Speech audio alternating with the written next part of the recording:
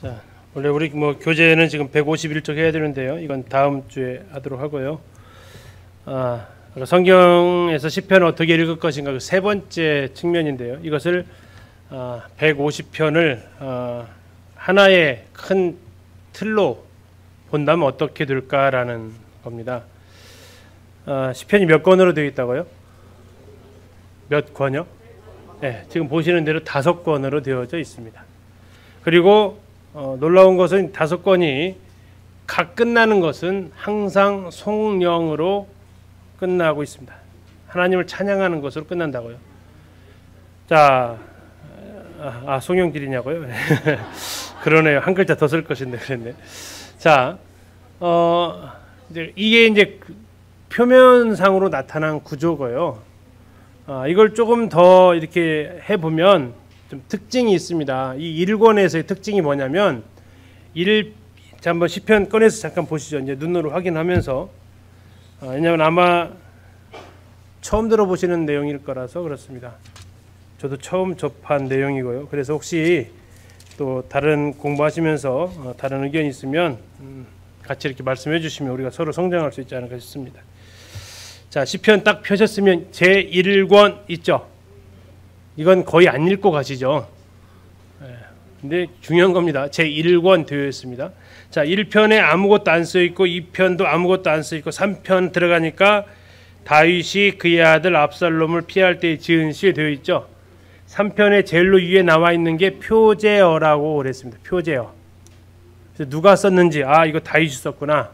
언제 뭐 할 때 썼는지, 어느 상황에 썼는지 이걸 알 수 있게 해놓은 것이 표제어라고요. 이게 표제어입니다.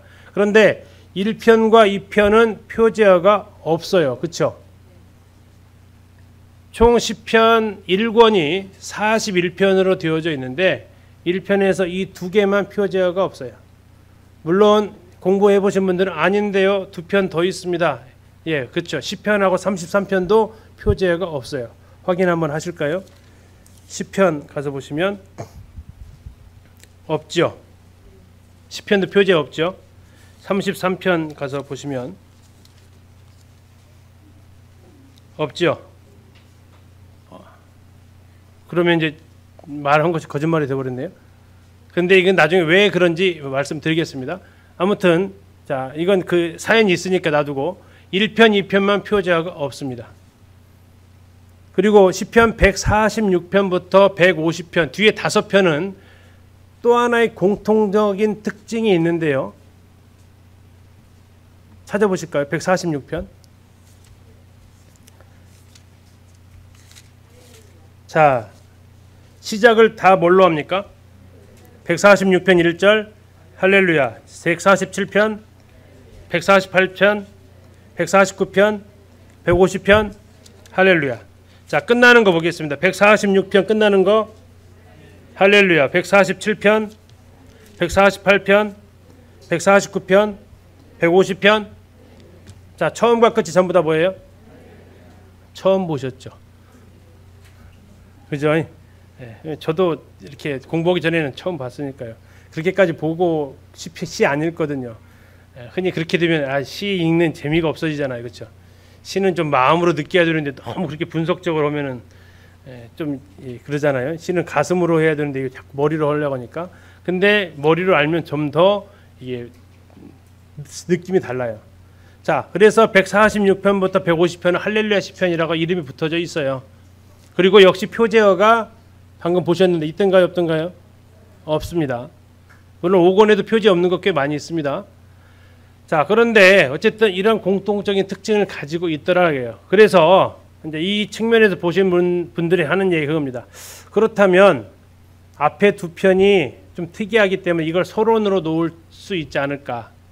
그리고 마지막 5편을 결론으로 맺을 수 있지 않을까. 그리고 그 가운데 들어가 있는 3편부터 145편을 본론으로 잡을 수 있지 않을까 하는 겁니다. 물론 본론을 또 나눌 수 있습니다. 나눠지고 한 3개로 다시 나눠지기도 합니다. 그런데 그 3개가 나눠지는 것이 권 단위로 나눠지기 때문에 더 그렇습니다. 자, 아무튼 지금 이 측면을 지금 얘기하는 거 무슨 얘기인지 약간 이해는 가세요? 자, 그래서 제가 책 2권을 봤는데요. 책 뭐 안 사셔도 됩니다. 사셔도 읽기가 참 쉽지 않습니다. 안 사셔도 되는데 혹시 그래도 나는 눈을 확인하겠다 싶으신 분들은 뭐 사셔도 뭐 괜찮습니다. 그래서 이제 이 두 권을 통해서 공부를 좀 더 하게 됐습니다. 하나는 한 2달 전부터 읽기 시작해서 한 번에 막 진도가 잘 안 나가요. 그래서 천천히 꼼꼼하게 읽어갔고요. 또 하나는 이제 이거 공부하면서 이 책이 또 하나 있어서 최근에 샀습니다. 그래서 지금 2번째 책은 읽어 나가야 됩니다. 대신 이 2번째 책을 쓰신 분이 자신의 책을 설명한 강의한 내용을 들었기는 했습니다. 자, 다시 이제 참고서적 제 거 아니고요. 이 두 분 것을 참고해서 했다라는 말씀을 드립니다.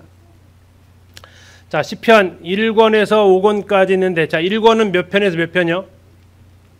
1편에서 41편입니다. 1편에서 42편. 2권은 42편에서 72편입니다. 3권은 73편부터 89편입니다. 4권은 90편에서 106편입니다. 5권은 107에서 150편까지 있습니다. 이거 외워져요? 안 외워져요? 부단히 노력해봤는데 안 외워져요. 근데 이 구조를 알고 나니까 이게 외워지더라고요. 그리고 이제 중요한 것은 각각의 시의 권 첫 번째 시들을 대부분 많이 알고 계세요. 자, 42편은 뭐가 떠오르세요? 예? 시편 42편은 뭐가 떠오르세요? 사슴이 시냇물을 찾기에 갈급함과 그게 42편이에요. 아니, 근데 익숙한 시편이라고요. 그래서 그렇게 순서를 잡으시라고요. 1편은 아시잖아요. 그렇죠? 1편 아시죠? 복 있는 사람은. 그게 1편이에요. 자, 2권의 첫 번째 책 사슴이 그 찬송도 있잖아요. 그 다음에 73편은요. 이것도 잘 아시는 거예요. 불합리한 세상. 확 뒤집어졌으면 좋겠다. 내가 실족할 뻔했다. 왜 못 사는 사람, 더 악한 사람들이 더 잘 사냐. 아삽의 시. 이게 73편이에요. 이것도 읽어보시면 이거 아는 시편이에요. 도대체 왜 이 세상은 이 모양이냐 라는 시예요. 하나님 말씀대로 안 하는 사람들이 더 편안하고 더 잘 살고 아무 일 없고 하나님 말씀 지켰더니 힘들고 고생스럽고 이게 왜 이렇게 됐냐 하는 내용이 73편이에요. 이게 3편의 시작은 73편이에요. 4편 잘 아시잖아요. 그렇죠? 하나님의 사람 모세의 기도. 107편도 잘 아시는 거예요. 한번 가서 보세요. 아나 모르나. 이것도 예배 시간에 가끔 읽는 찬송이에요. 예, 여호와 인자하신 것 인생에 계신 기이한 일을 그를 찬양할지로다. 하나님께 동서남북 각 편에서 모으셨다. 라는 게 107편이에요. 그러니까 시작 자체가 우리가 굉장히 익숙한 시편이다. 1편, 42편, 73편, 90편, 107편 끝. 자, 이렇게 시작하는 거 하면 그 뒤에는 나중에 붙이시면 되잖아요. 이제 외우실 수 있겠죠. 자, 그러면 이제 송영이 각 편의 끝에 있습니다. 41편, 72편, 89편, 106편, 150편 끝에 있어요. 이따 송영은 따로 찾아볼 겁니다. 안 찾아보셔도 돼요.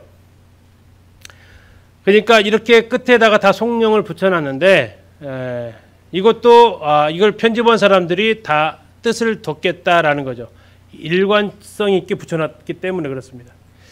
다음에 아까 말씀드린 서론, 결론 그리고 본론을 이렇게 나눌 수 있겠다라는 겁니다.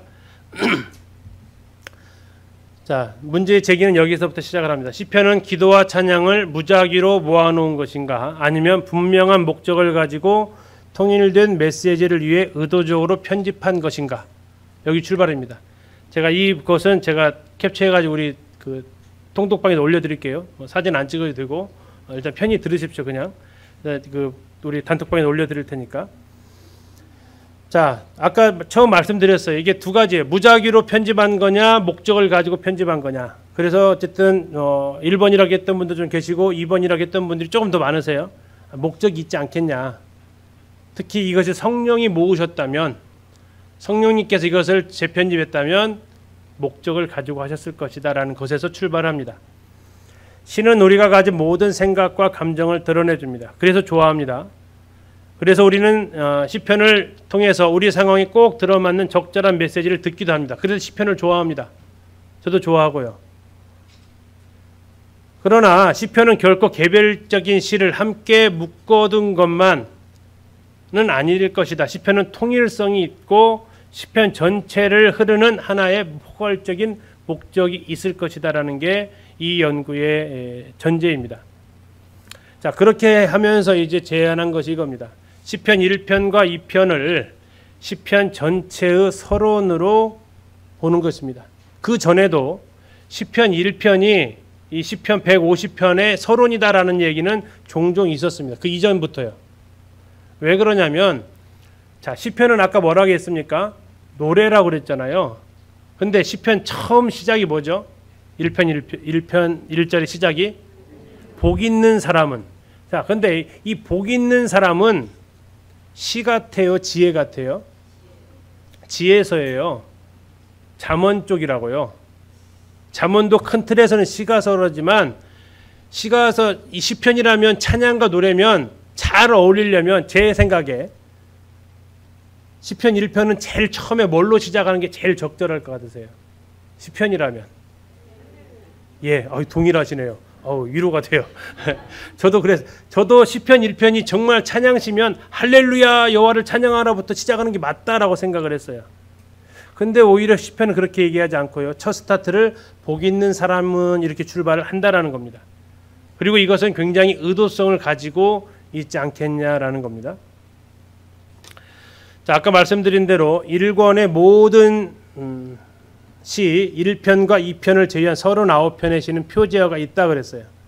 그런데 아까 보셨던 대로 시편하고 33편은 표제어가 없어요. 근데 시편 기자를 쭉 연결해서 읽다 보면 9편과 10편이 문맥상 흘러갑니다. 특히 32편, 33편은 누가 봐도 이건 하나짜리다라고 알 만큼 흘러가요. 먼저 그 확실한 것부터 잠깐 한번 보실게요. 시편 32편 11절 보세요. 시편 32편 11절. 자, 처음 시작이 어떻게 됐습니까? 너희 의인들아 여호와를 기뻐하며 즐거워할지어다. 마음이 정직한 너희들아 다 즐거워 외칠지어다. 33편 1절. 너희 의인들아 여호와를 즐거워하라. 찬송은 정직한 자들 마땅히 할 바다. 느낌상으로 흘러가고 있어요. 그래서 이 시편 32편과 33편은 하나의 시편일 수 있겠다라는 얘기입니다. 그래서 표제어가 따로 두지 않아도 되는 그런 시편이지 않겠냐라고 이야기를 하는 겁니다. 11절과 33장 1절이 동일하게 너희 의인들 하면서 흐름도 동일하게 나옵니다. 다음에 이제 9편과 10편의 문제입니다. 9편과 10편의 문제. 이 9편과 10편의 문제는 9편에서 계속해서 나오고 있는 게 뭐냐면 의인과 악인의 문제가 나옵니다. 그리고 10편에서도 또 의인과 악인의 문제가 나오고 흐름상으로 나중에 할 때 좀 더 보겠습니다. 이렇게 봤을 때 이 두 편이 표제어가 없지만 이것은 쭉 연결되어진 시일 가능성이 크다라고 보는 겁니다. 그렇다면 1편과 2편이 그렇게 안 해도요. 어쨌든 1편과 2편이 좀 독특하다. 출발 자체가. 자, 그리고 말씀드렸던 대로 예전에는 시편 1편만 서론이다라고 잡았는데 요즘 이제 연구되는 거 1편과 2편이 서론이다라고 얘기를 하면서 그 이유가 뭐냐? 자, 다시 시편 1편으로 가셔서 1편 1절의 시작이 뭐였냐면 복이 있는 사람은 이렇게 되어 있죠. 2편 마지막 절 보시겠습니다. 2편 마지막 절. 여호와께 피하는 모든 사람은 다 뭐라고요? 복이 있도다. 그러니까 처음과 마지막이 같으죠. 그래서 이것을 이제 국어 표현법상으로 수미상관법이다라고 합니다. 머리 숫자를 쓰고 꼬리 밑자를 씁니다. 처음과 끝이 서로 연결되어져 있다라는 뜻입니다. 수미상관법. 학교 다니실 때 배웠던 단어인데 오랜만에 듣지 않으셨을 것 같습니다. 자, 양괄식이라고 보통 얘기합니다. 양쪽에 되어져 있는 겁니다. 다시 말하면 이 시편을 읽으면 이 복과 연관되어져 있다라는 것을 우리가 생각해 볼 수 있다는 겁니다. 서론이기 때문에 그렇습니다.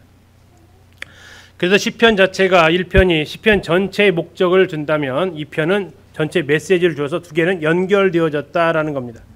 잠시 좀 세부적으로 보면 시편 1편에 이렇습니다. 시편의 첫머리가 복 있는 이렇게 있는 건 아까 말씀드린 대로 할렐루야보다는 이쪽은 지혜의 문학 쪽에 더 가깝습니다. 그리고 1편에서 계속해서 두 인물이 대조를 이루는데 의인과 악인이 대조를 이루고 있습니다.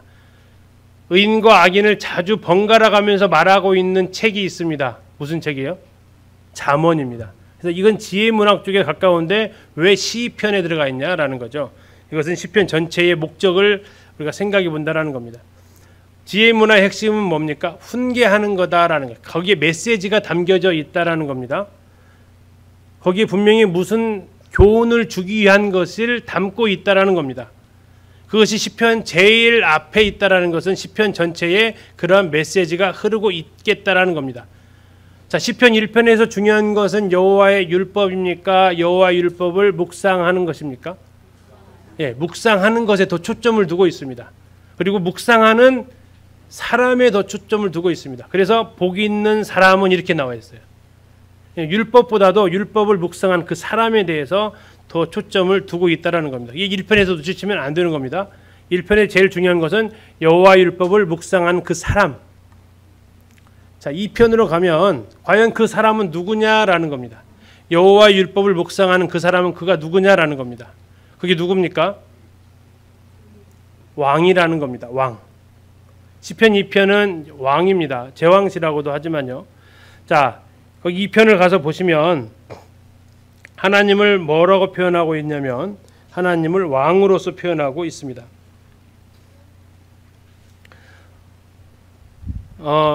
하나님께서 어디에 앉으셨다고 나오십니까?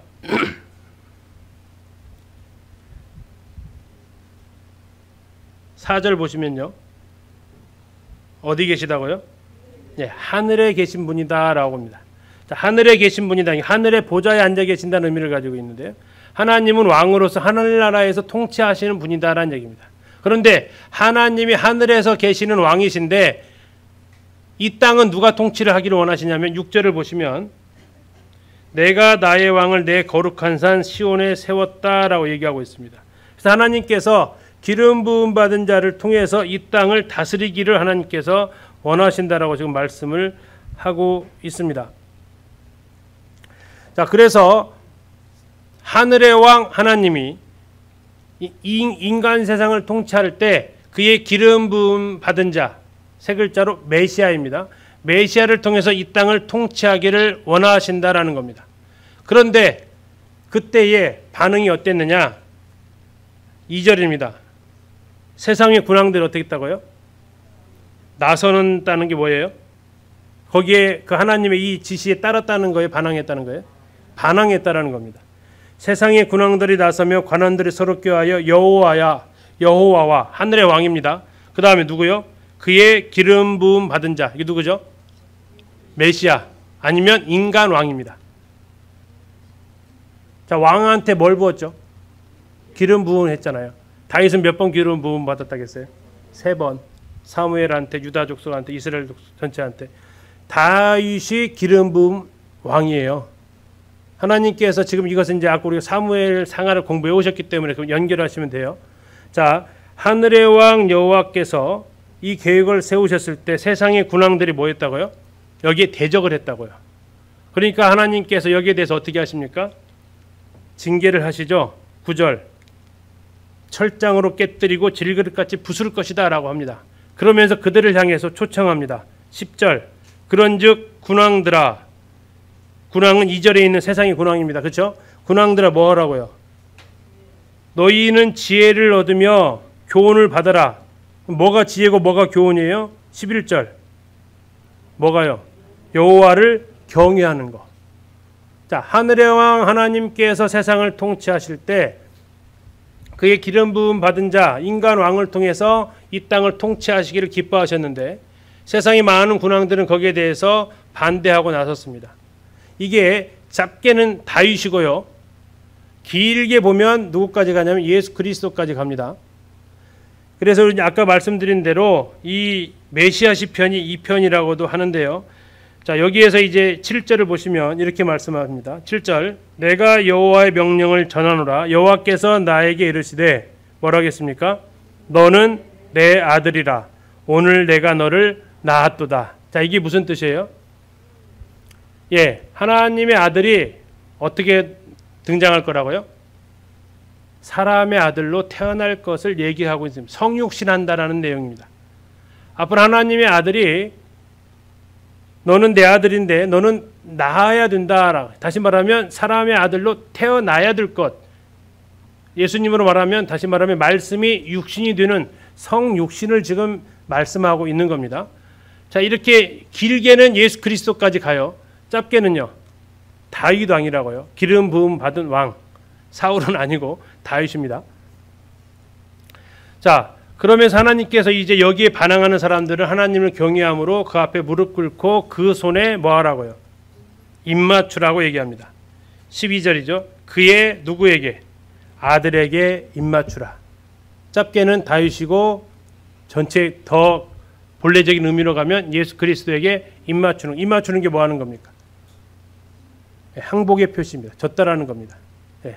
입맞추려면 보통 그 내릴 때 무릎 꿇고 손등 입을 맞추는 이런 의식입니다. 자, 그렇게 하면서 이제 이걸 연결을 해보면, 자, 1편은 뭐가 제일 중요하다겠어요? 여호와의 말씀을 주야로 묵상하는 거.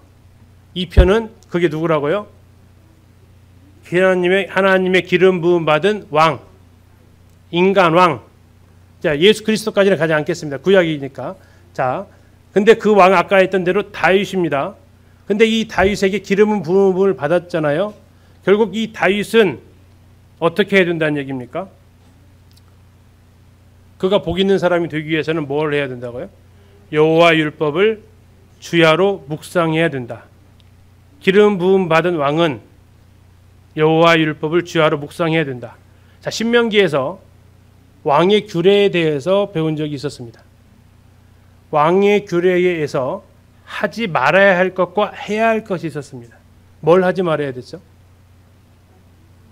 결혼 많이 하지, 아내 많이 두지 말고, 말 많이 사지 말고, 은금 쌓아두지 말고, 하지 말 거 했어요.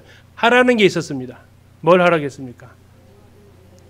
여호와의 율법을 등사해가지고 왕의 네 보좌 옆에 두고 날마다 그것을 읽으라고 그랬어요. 그게 왕이 해야 될 일이다. 왜 그렇습니까? 왕은 대리 통치하는 겁니다.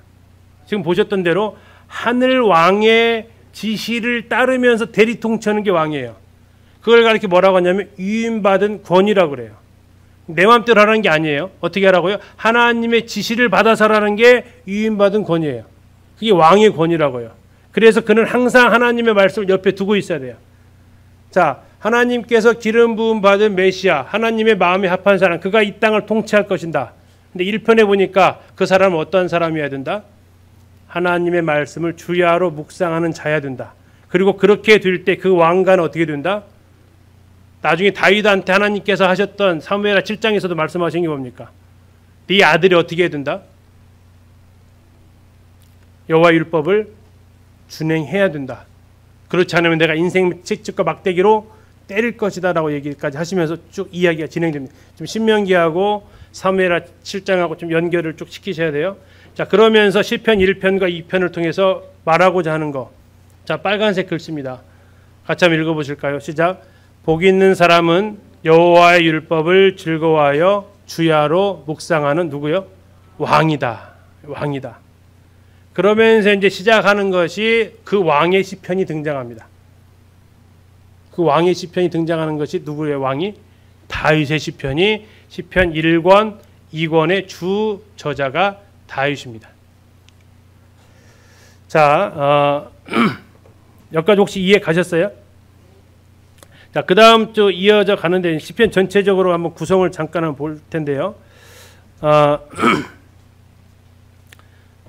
지금 이 제가 책에서 캡처한 건데 이게 지금 시편 전체 구조예요.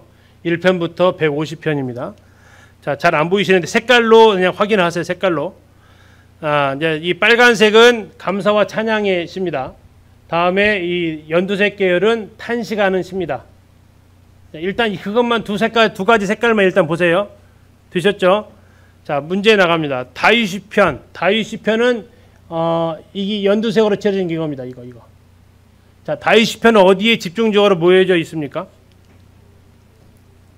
자, 1권입니다. 이게 지금 다시 확대해 보여드릴게요. 자, 이게 지금 다윗 시편이라는 뜻이에요. 이게 다윗 시편 D라고 써 있는 겁니다. 자, 1권 보니까 다 디디디디디디 되어 있어요. 아까 말씀드린 9시편하고 10편하고 몇 편? 33편만 물음표 써있고 다 뒤에요. 다 다윗이라고요. 자, 1권에 다윗이 집중되어 있죠. 다음에 2권도 보니까 처음에 고라자손의 시가 좀 나오지만 대부분의 뒤로 가서 쭉 가면서 다 누굽니까? 거의 다윗입니다. 그리고 다윗은 이제 거의 자취를 감춥니다. 그리고 저 5권으로 가서 나와요. 자, 이거 한번 이 특징을 보시고, 그러면 1권과 2권은 주로 누구의 시라고요? 다윗의 시. 이거 기억하셔야 돼요. 자, 두 번째, 1권에서 5권으로 갈수록 많아지는 주제가 있습니다. 많아지는 거. 무슨 색깔이 많아지나 보세요. 많아지는 거. 무슨 색깔이 많아져? 1권에서 5권으로 갈 때. 5권에 제일 많은 색깔, 제일 많지는 않지만 갑자기 좀 많은 색깔. 아, 예, 우리 선생님 잘 찾으셨습니다. 빨간색. 1편에 몇 개 있지만 없다가 갑자기 그래서 막 모아져 있습니다. 자, 이것만 있는 게 아니라 원래는 저기 하얀색까지 다 해당이 되는데 찬양시입니다.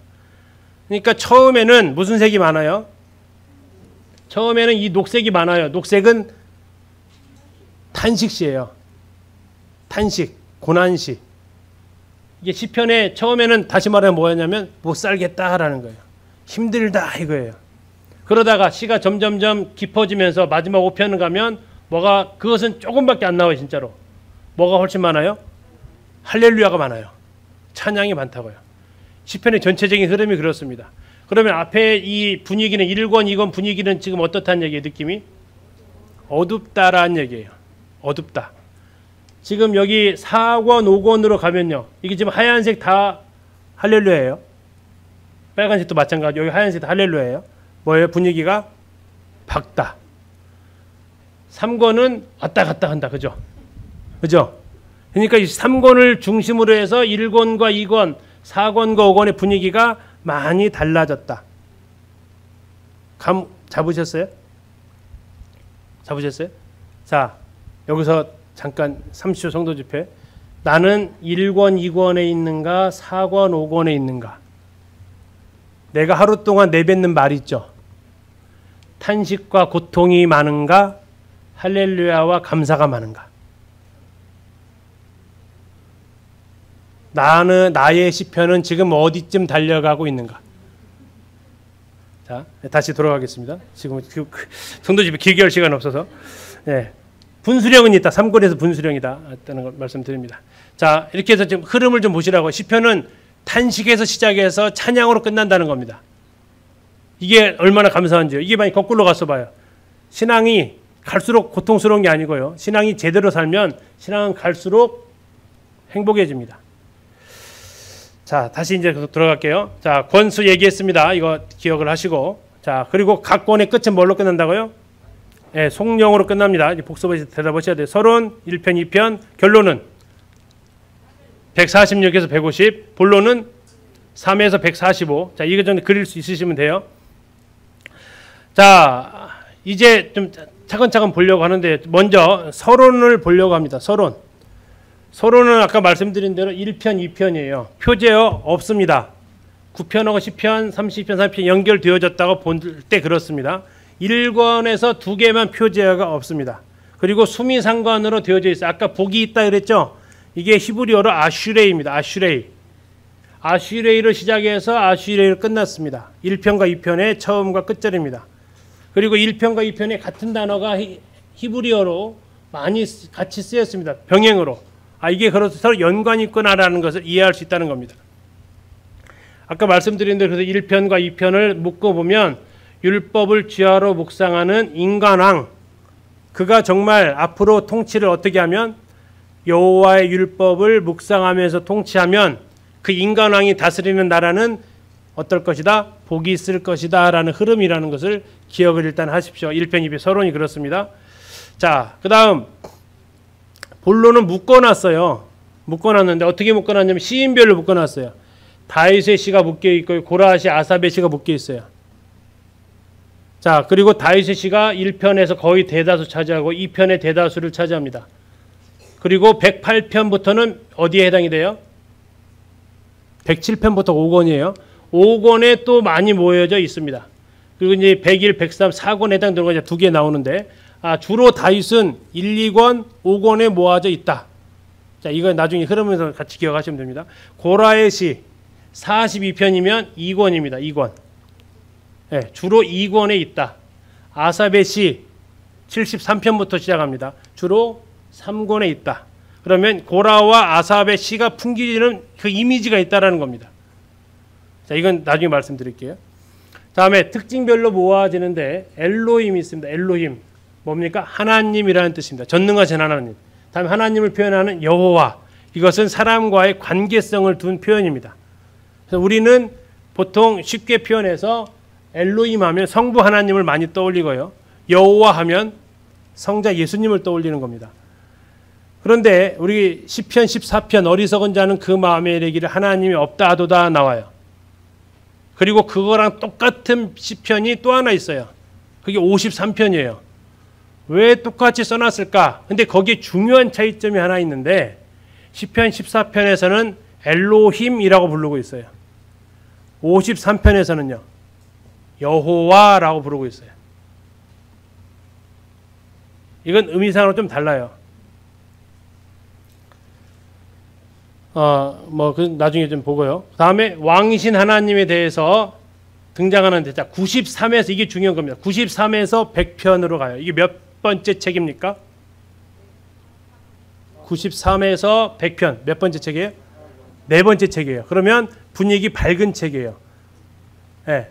이것은 미리 얘기합니다. 이 뒷부분은 자, 여호와와 해당되는 내용이에요. 다시 말하면 1편과 2편은요. 인간왕입니다. 인간왕. 누구? 다윗. 네. 인간왕 다윗이 왜 그렇게 고통과 부르짖음이 많을까요? 율법대로 준행했다고요? 안 했다고요. 그러니까 아까 보셨던 대로 그 고통시가 탄식시가 많다니까요. 얼마나 힘들어하는지를 1편과 1편에서 계속 보여주고 있어요. 인간왕이 얼마나 고통스러워하는지를 그의 통치가 얼마나 힘든지를 보여주고 있다고요. 그러다가 3편으로 갑니다. 3편으로 가면 3편에서는 아사베 시가 나오는데 아사베 시 73편이 딱 뭐라고 나와 있어요? 이 세상이 어떻다고요? 불합리하다라고 합니다.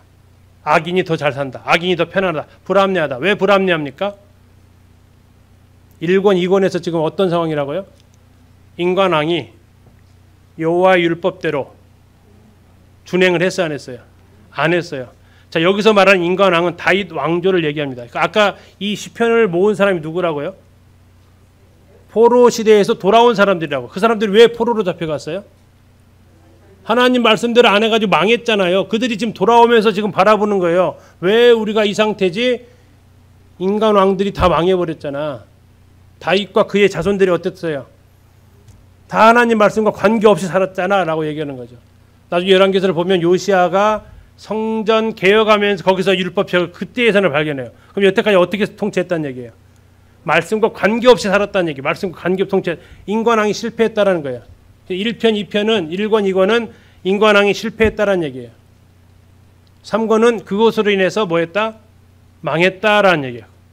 나라가 이렇게 불합리하게 되고 3권도 이렇게 구조가 있습니다. 망했다라는 얘기예요. 나라가. 그런데 할렐루야 감사한 것은 이제 누가 다스리신다? 네, 하나님이 다스리신다. 왕이신 하나님이 다스리신다.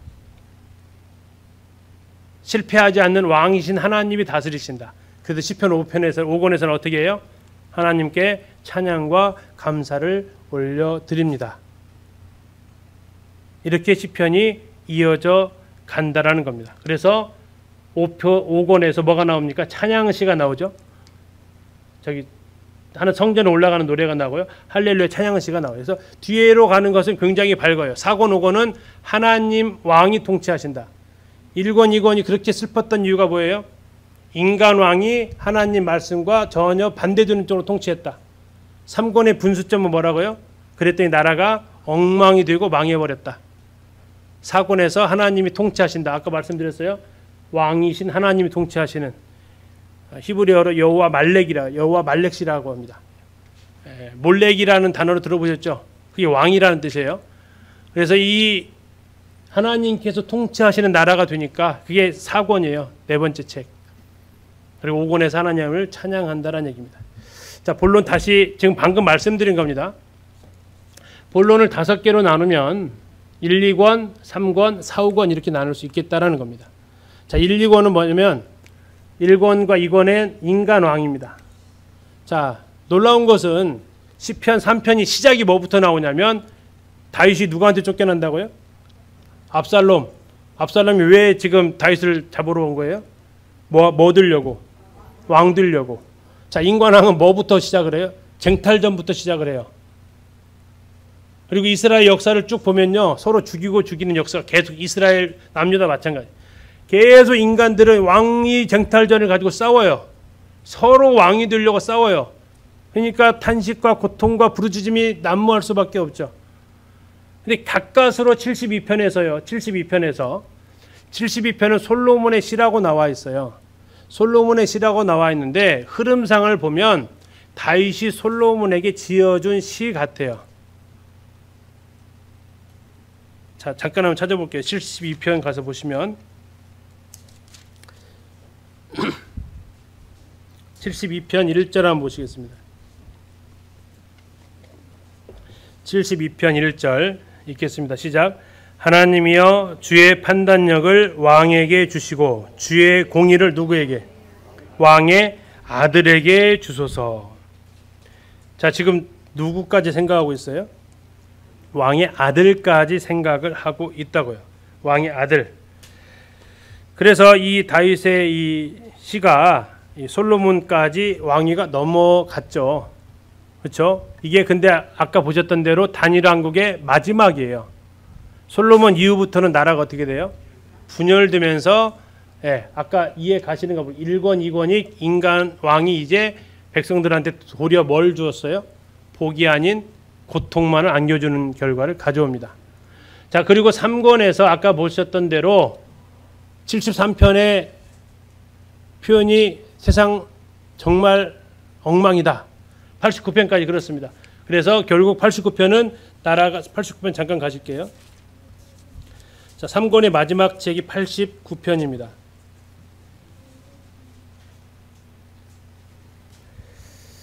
(51절) 보시겠습니다. 51절. 89편 51절. 같이 한번 읽겠습니다. 시작. 여호와여 이 비방은 주의 원수들이 주의 기름 부음 받은 자의 행동을 비방한 것이로소이다. 아, 지금 엉망이 됐다라는 거죠. 망한 겁니다, 이게 지금. 예. 인간왕이 실패했습니다. 쟁탈전하고 계승도 해봤지만 실패했습니다. 그래서 시작하는 것이 시편 4권입니다. 시편 4권의 첫 스타트 모세입니다. 바로 이어져 있으니까 한번 보실게요. 90편 1절입니다. 주여 주는 대대에 우리의 거처가 되셨나이다. 거처가 뭡니까? 살 수 있는 집입니다. 이제 누구 집에 살겠다는 얘기입니까? 인간 왕이 다스리는 집이 아닌 하나님 당신이 다스리는 그 나라에서 살고 싶다고 90편이 시작을 하고, 이제 계속해서 91편 지존자의 은밀한 곳에 거하는 자의 복에 대해서, 그리고 93편부터는 93편 1절 누가 다스리십니까? 누가 다스리세요? 여호와께서 다스리십니다. 95편 계속 하나님께서 통치하신다라고 이제 할렐루야가 됩니다. 인간왕은 실패했고 하나님께서 다스리신다. 근데 왜 모세부터 시작했느냐? 그건 나중에 가서 이제 자세하게 볼 때 말씀드릴게요. 자, 5권은 그리고 이제 하나님 그분 앞에 감사한다. 인생에 행하신 기이하고 놀라운 일로 인해서 하나님 앞에 찬양한다. 기가 막힌 웅덩이에서 건져주시고 풍랑에서 건져주신 그 하나님을 찬양한다면서 하나님 앞에 감사와 찬양을 드리고 있습니다. 그러면서 이 시편이 146편부터 150편까지는 어떻게 마무리 짓는다고요? 할렐루야, 할렐루야. 자, 송영을 잠시 볼게요. 서론 부분. 자, 결론 부분 146편은 150편까지인데 아까 보셨어요? 시작을 뭘로 했어요? 할렐루야. 끝을 아까 확인하셨으니까 안 찾아봐도 되겠죠? 이게 수미상관이라고 했습니다. 처음과 끝이 일일성퇴한다. 근데 찬양의 주체를 가서 보시면 누구한테 찬양하라고 했냐면 146편은 개인들한테. 자, 범위가 넓어요, 좁아요? 좁죠. 다음에 예루살렘 공동체한테 넓어요, 좁아요? 아까보다 넓어졌죠. 그 다음에 창조세계 전체에게 어때요? 아주 넓어졌죠. 그 다음에 다시 이스라엘 자손 시온에게 다시 좁아졌죠. 다음에 우리 각 개인에게 호흡이 있는 모든 자에게 또 다시 각자에게 또 빠졌어요. 이게 어떻게 느낌 오세요? 쭉 커졌다가 다시 모아지는 마른 모처럼 그 흐름을 보실 수 있죠. 그러니까 이 자체가 목적 의도를 가지고 있다라는 걸 지금 보시라는 겁니다. 그래서 찬양하는 것은 여호와가 왕이시고 여호와 구원자이시고, 그러니까 인생 의지하지 말고 하나님만을 의지하라라는 이 내용이라는 겁니다. 그래서 이렇게 해서 시편 전체가 쓰여졌는데 놀라운 것은 150편입니다. 150편에 할렐루야가 몇 번 쓰여져 있을까요? 여기 나와 있어요. 몇 번이에요? 곱하기 3번이 3번이라는 뜻이에요. 3번, 2번, 2번, 2번, 2번, 1번. 근데 우리 한글 성경으로는 이렇게 안 나와 있습니다. 한글 성경이 왜 그러냐면 찬양이라는 단어가 할랄이에요. 자, 할렐루야가 무슨 뜻이에요? 여호와를 찬양하랍니다. 자, 할랄 이게 이 아랍어가 아니고 아랍어로 하면 이상한 뜻이 되고요. 히브리어로 할랄이 찬양하라는 뜻입니다. 할랄이 찬양하라예요. 근데 야가 여호와 뜻입니다. 그래서 할랄야 이렇게 빨리하면은 할렐루야가 이렇게 된다고요. 이렇게 해서 이해가세요? 그래서 여호와를 찬양하라가 할렐루야입니다.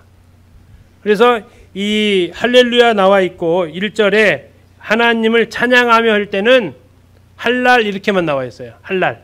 그래서 할랄이 나와져 있는 이 단어가 12번 나오는데 우리 시편 50편에 보니까 2번 나오는 것처럼 보여요. 50편 6절 호흡이 있는 자마다 여호와를 찬양할지어다 할렐루야 이렇게 나와 있죠. 우리 성경에는 2번 나와 있죠. 할렐루야가. 그런데 히브리어 성경은 마지막에 1번 나와 있어요. 대단원에 막을 내린다고. 마지막 1번 쭉 3번 둘둘 나오다가 마지막에는 피아노 중에서 마지막 마무리 칠 때 꽝 하듯이 할렐루야 하면서 꽝 마무리 짓는다고요.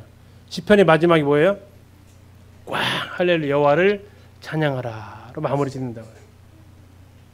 자, 아까 이제 송영이 있었죠. 송영 각 책의 마지막에 해당되는 부분. 자, 여기까지 마치겠습니다.